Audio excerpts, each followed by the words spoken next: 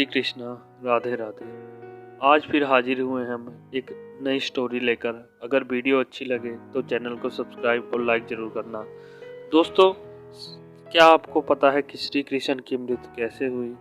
अगर नहीं जानते तो चलिए हम आपको बताएंगे कि श्री कृष्ण जी की मृत्यु कैसे हुई।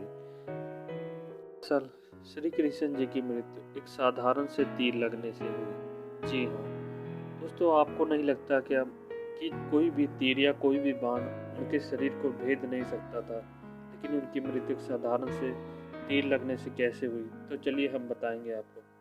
दरअसल बात महाभारत के समय की है, जब कौरवों और पांडवों के बीच में युद्ध हो रहा था। तब बर्बरीक अपनी माता से आज्ञा लेकर युद्ध लड़ने के लिए जा रहे थे। बर्बरीक, जिसे हम खाटू श्याम जी के नाम से भी जाना जाता है। तो ये सब श्री कृष्ण जी देख रहे थे। उन्हें पता चल गया था, अगर यह युद्ध लड़ने के लिए आए तो युद्ध ना खेलने वाला बचेगा और ना ही जीतने वाला, और ना ही युद्ध का कोई अंत होगा, क्योंकि वह अपनी माता को वचन देकर आए थे कि जो भी पक्ष हारेगा उनका सहारा बनेगा। इसीलिए उन्हें हारे का सहारा भी कहा जाता है। और उनके उनके पास जो 3 बाण थे बहुत शक्तिशाली थे, इसीलिए उन्हें 3 बाणधारी भी कहा जाता है। यह सब देख रहे थे कन्हैया, और कन्हैया इनकी परीक्षा लेने के लिए ब्राह्मण का रूप लेकर आए और कहा कि हे बर्बरीक, तुम कहाँ जा रहे हो? तब बर्बरीक बोले कि मैं युद्ध लड़ने के लिए जा रहा हूँ। तो श्री कृष्ण जी ने कहा कि तुम्हारे पास ऐसा क्या है कि जो तुम युद्ध लड़ने के लिए जा रहे हो?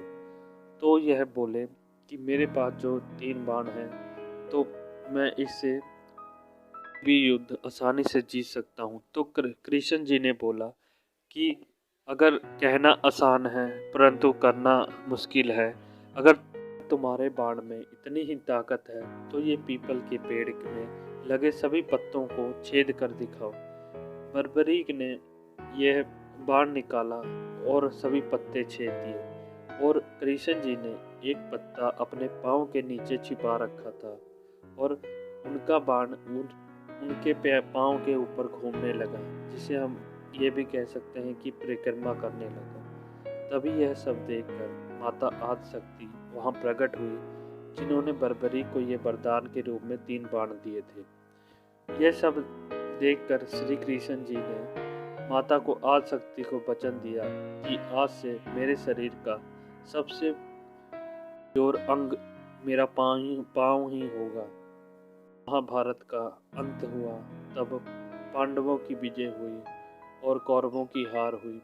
और बाद में कौरवों की हार होने के बाद उनकी माता गंधारी बहुत विचलित हो गई और श्री कृष्ण जी के पास गई और उन्हें कहा, हे कृष्ण, मैं तुम्हें श्राप देती हूँ कि जैसे मेरे वंश का नाश हो गया, वैसे ही तुम्हारे वंश का भी कोई नहीं बचेगा, और तुम्हारी मृत्यु एक साधारण से तीर लगने से हुई होगी। समय बीता और वह वन में जाकर रहने लगे और इनके वंश का भी नाश हो गया। जैसे जैसे समय बीता और इनके वंश का भी खत्म होने लगा, तभी श्री कृष्ण जी कुछ जाकर वन में रहने लगे।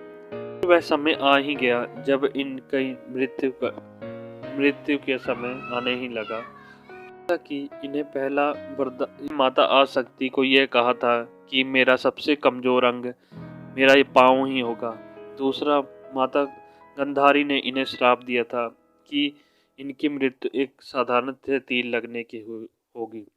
वैसे ही ये एक जंगल में एक पेड़ के नीचे लेटे हुए थे, और एक बहेलिया जंगल में शिकार करने के लिए आया।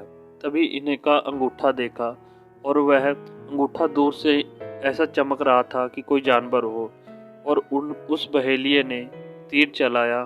वह तीर जाकर श्री कृष्ण जी के पाँव में लगा और उस अंगूठे में लगा। ऐसे श्री कृष्ण जी ने अपना देह त्यागा। समय द्वापर का अंत हुआ। तो दोस्तों, माना जाता है कि कलयुग के उद्धार के लिए भी भगवान कलगीधर आएंगे।